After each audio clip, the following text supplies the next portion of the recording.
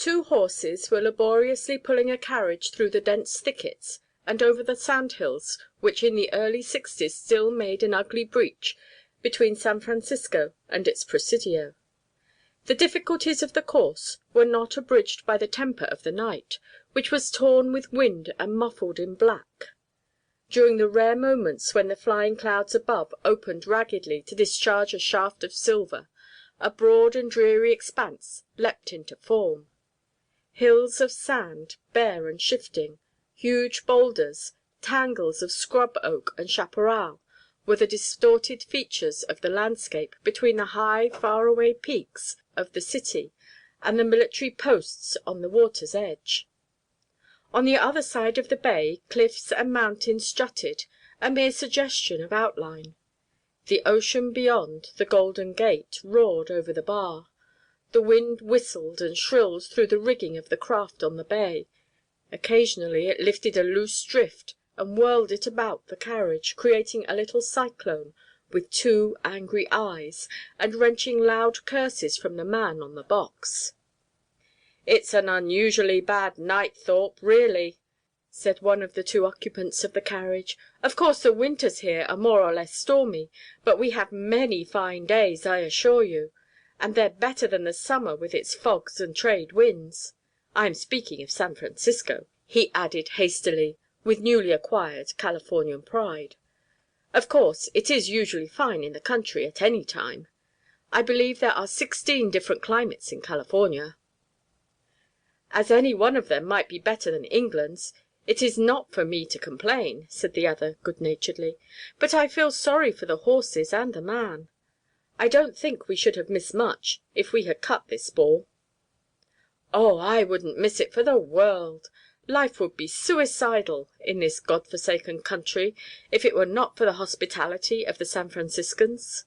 Some months ago two officers, whose names I won't mention, met in a lonely spot on the coast near Benicia Fort, on the other side of the bay, with the deliberate intention of shooting one another to death. They were discovered in time, and have since been transferred east. It is better for us on account of San Francisco. Whew! How this confounded thing does jolt! And the Randolph parties are always the gayest of the season. Mr. Randolph is an Englishman with the uncalculating hospitality of the Californian. He has made a pot of money and entertains lavishly. Every pretty girl in San Francisco is a belle, but Nina Randolph is the belle par excellence." "Is she a great beauty?" asked Thorpe indifferently. He was wondering if the driver had lost his way. The wheels were zigzagging through drifts so deep that the sand shot against the panes. "No, I don't know that she is beautiful at all. Miss Hathaway is that, and Mrs. McLean, and two of the 3 Macs. But she has it all her own way. It's charm, I suppose, and then well, she's an only child and will come in for a fortune, a right big one if this place grows as people predict. She's a deuced lucky girl, is Miss Nina Randolph, and it will be a deuced lucky fellow that gets her. Only no one does. She's 23 and heart whole." "Are you in love with her?" "I'm in love with her and Guadalupe Hathaway and the 3 Macs and Mrs. McLean.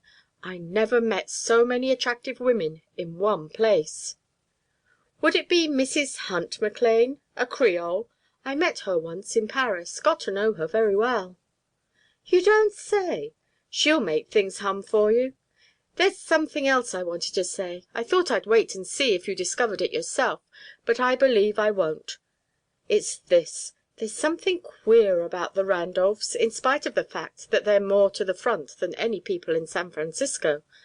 I never leave the house that I don't carry away a vague impression that there's something behind the scenes I don't know anything about. I've never spoken of it to any one else.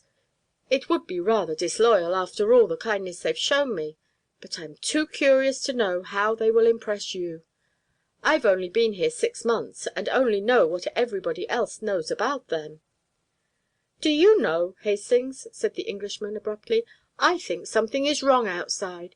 I don't believe any one is guiding those horses."